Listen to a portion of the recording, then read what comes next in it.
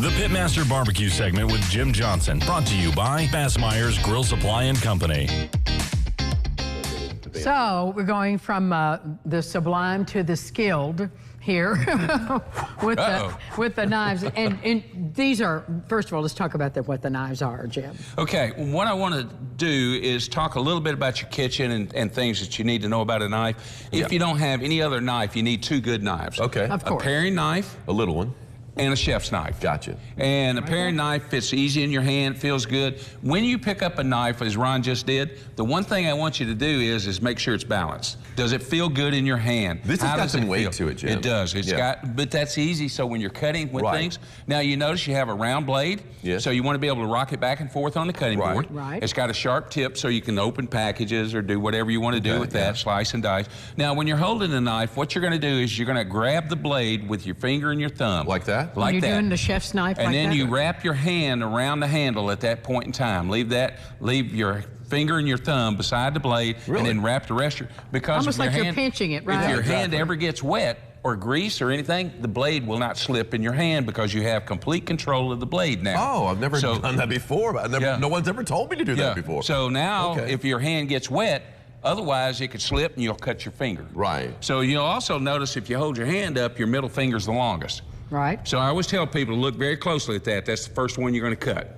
So what happens is... And look, Jim has been cooking for all these years, not a single cut-off finger. He still has his fingers. That's amazing. So what I want you to do is turn your fingers under, like so, and then if you were going to cut, then you would put the knife blade to the back of your knuckles, and I could set and put the tip of the blade here, put my knuckles here, holding down the food that I'm trying to slice, and then I can just go, I can rock the blade back and forth, and I can sit and talk to you, look at you, whatever, and never cut myself. Because your knuckles are otherwise, this is the claw, they call it the claw. I've heard the claw before too. But so you just turn it under, put the blade to the back and all. So what happens is you also want to look for the high handle. And the reason for the high handle is you see the blade comes straight out of the back. Right. What happens is with the high handle, so if I'm cutting, my knuckles don't hit the board before I cut all the way through it. Important. So it may look good in a cutting block or whatever, but this is what you want to look for. You want to look for a high handle. It's got some weight to it. It's balanced good. It feels good.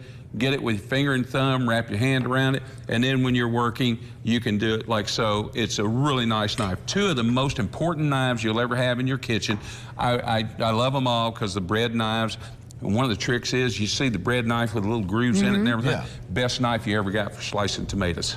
Oh, I know. I love it. It cuts right through the skin and everything. And it makes you can make the thinnest slice you ever want on a tomato. So is there a particular brand that you like better? Maybe an affordable brand. I mean, I know you've got some very expensive knives, Jim, but what's an affordable brand that people can go out there and get? What you're going to look for is the quality and the hardness. Okay. The hardness is what happens. Some of them are too hard, and if they're too hard, what happens is if you just barely touch them, they'll chip. Right. And so you want to be in the that blade itself, the Rockwell materials, hardness and everything needs to be in that 65 range.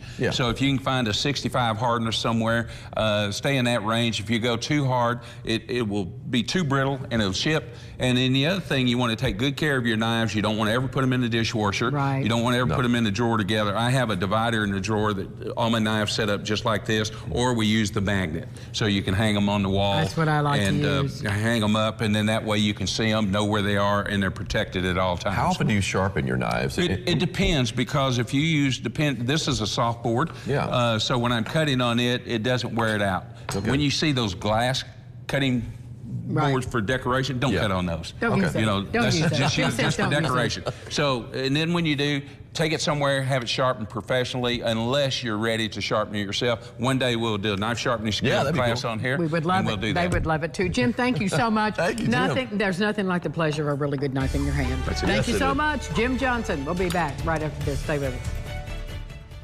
The Pitmaster Barbecue segment with Jim Johnson, brought to you by Bassmeyer's Grill Supply and Company.